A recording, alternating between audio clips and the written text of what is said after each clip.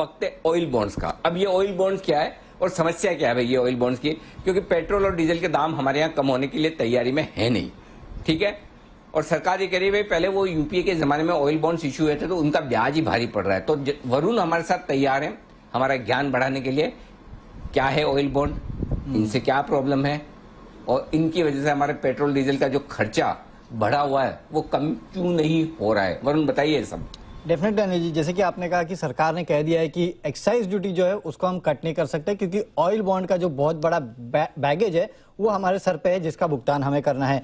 पहले ये समझ लीजिए कि कितना ड्यूटी सरकार भरती है। एक्साइज ड्यूटी जो है पेट्रोल और डीजल पे करीब 32 से 33% है, और जो एक्साइज और वैट को अगर आप मिला देंगे तो करीब 45 से 57% के बीच में निकल के आता है। स्टेट वाइज स्टेट ये डिफर करता है। अब क्यों नहीं कर पा रहे, ये क्या है ये ऑयल बॉन्ड की समस्या, इसको समझते हैं। तो सबसे पहले ऑयल बॉन्ड्स है क्या। दरअसल देखिए होता क्या है कि पहले आपको याद होगा जब पेट्रोल और डीजल डीरेगुलेट नहीं हुए थे उसके पहले बहुत बड़ी सब्सिडी जो है वो पेट्रोल और डीजल में दिया करती थी सरकार। अब अगर आप सब्सिडी देते हैं तो ये सीधे सीधे आपका फिस्कल डेफिसिट के मैथ्स को इंपैक्ट करता है। सब्सिडी देंगे तो फिस्कल डेफिसिट बढ़ जाएगा। तो अगर आपको आपके फिस्कल डेफिसिट के नंबर को इन कंट्रोल रखना है तो सरकार ने क्या किया, उस समय ऑयल बॉन्ड्स जारी कर दिए।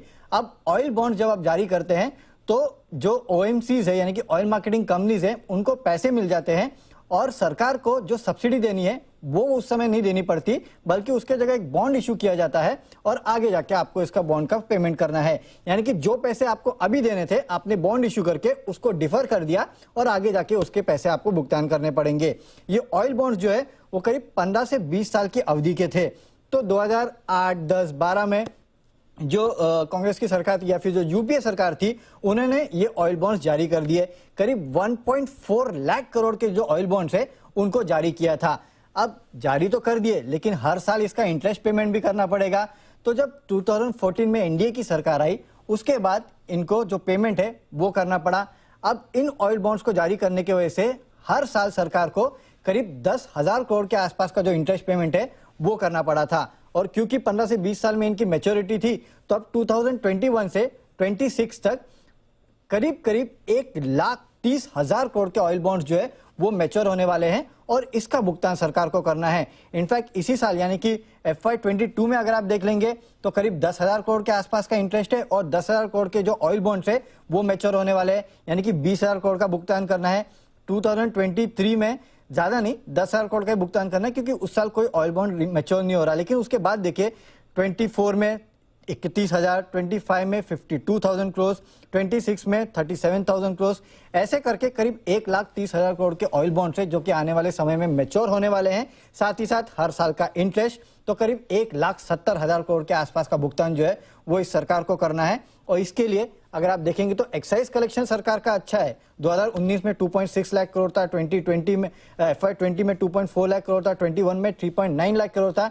लेकिन क्योंकि इनको ये भुगतान करना है इसके लिए सरकार कह रही है कि हम इस एक्साइज को कम नहीं कर सकते, क्योंकि अगर हमने एक्साइज कम कर दिया तो इन ऑयल बॉन्ड्स का रिपेमेंट करने के लिए हमारे पास पैसे कहां से आएंगे, ये सबसे बड़ा क्वेश्चन मार्क है जिसको हमारी जो फाइनेंस मिनिस्टर है वो भी रेफर कर रही थी। बिल्कुल, और हमने देखा था पिछले साल जब भारी गिरावट हुई थी कच्चे तेल में तो एक्साइज ड्यूटी को बढ़ाया गया था, पर फिलहाल ऐसी सिचुएशन नहीं है आर्थिक तौर पर अगर आप देखें कि इस एक्साइज ड्यूटी को कम किया जा सके। बहुत बहुत शुक्रिया वरुण समझाने के लिए कि ये पूरा ऑयल बॉन्ड का मामला क्या है।